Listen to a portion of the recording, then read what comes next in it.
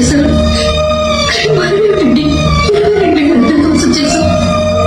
నేను రాముండో కాదు తెలియదు కానీ నువ్వు మాత్రం ఖచ్చితంగా సిద్ధమే.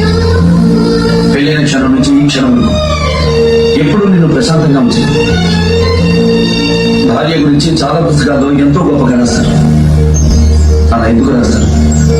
నువ్వు గుర్తుకొచ్చారు.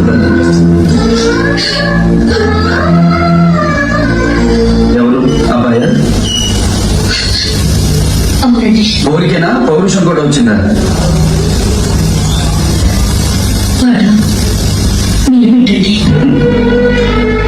ఇన్స్పెక్టర్ అంటగా అవసరమా నీకు ఉద్యోగం? లేని వాడికి ఇస్తే ఆ ఉద్యోగం వాడికి అన్నం పెడుతుంది. నీకు కోట్లాది రూపాయల ఆస్తులుంది. మన వంశంలో మిగిలిన ఏకైక వారసుడు విను. ఈ సేమ నేను రారాజులా చూసుకుంటుంది.